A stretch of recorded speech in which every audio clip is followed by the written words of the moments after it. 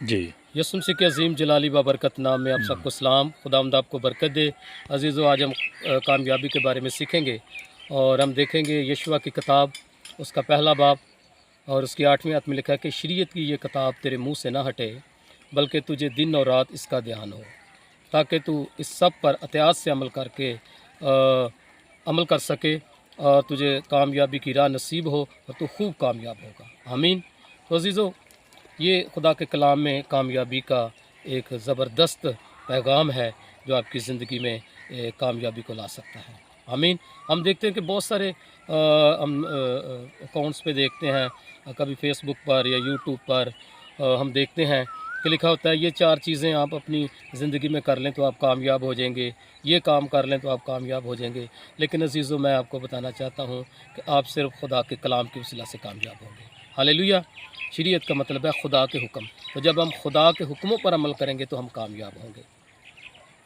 तो इस तशना 28 बाब में लिखा हुआ है कि तू जान फशानी से खुदावंद के हुक्मों को मान, तो मैं दुनिया की सब कौमों से ज़्यादा तुझे सरफराज करूँगा। तो ये खुदा का वादा है, जब हम खुदा के कलाम पर अमल करेंगे तब हम कामयाब होंगे।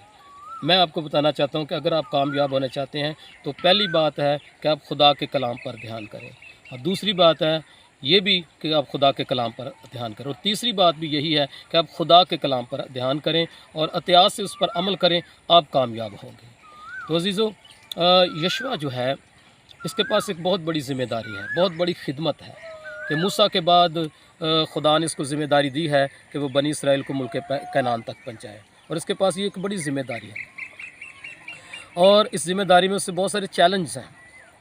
इस तरह आपके पास भी कोई ज़िम्मेदारी होगी, घर के काम की कोई ख़ानदान की ज़िम्मेदारी है, या ऑफ़िस में कोई ज़िम्मेदारी है, या आपकी खिदमत में कोई ज़िम्मेदारी है, और उसका हदफ़ है कि आपने कामयाब होना है।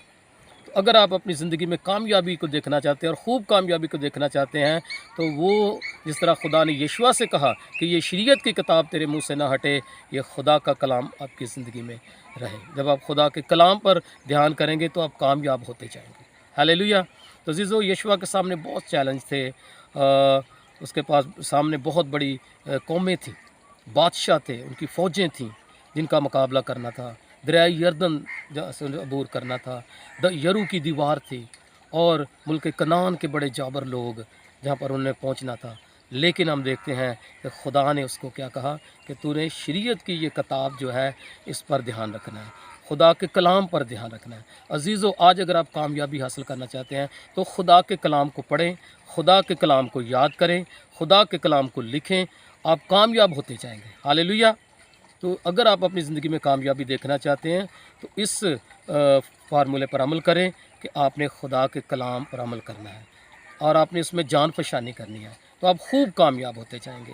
तो अज़ीज़ों, हम देखते हैं कि जब यरूशलेम में हम देखते हैं कि अहद का सदूक उदीम बेद के घर आया है, तो 3 महीने के अंदर जो है उनके घर को बरकत दी। खुदा ने हर एक चीज़ पर बरकत दी है, क्योंकि अहद का संदूक था, अहद के संदूक में तख्तियाँ थी जिस पर खुदा का कलाम लिखा हुआ था, ठीक है, मर्तबान था जिसमें मन था, मूसा की लाठी थी, उसके वसीला से खुदा ने उस घराने को बरकत दी।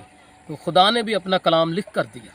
तो अज़ीज़ों, में खुदा का कलाम लिख भी सकते हैं, उसको याद कर सकते हैं ताकि हम उस पर अमल कर सकें। जब आप उसको लिखेंगे, पढ़ेंगे, अमल करेंगे, आप खूब कामयाब होंगे, और जितने चैलेंज आपकी ज़िंदगी में हैं, जितनी मुश्किलात हैं, आप उन सब में आसानी के साथ जो है निकल जाएंगे और कामयाब होंगे।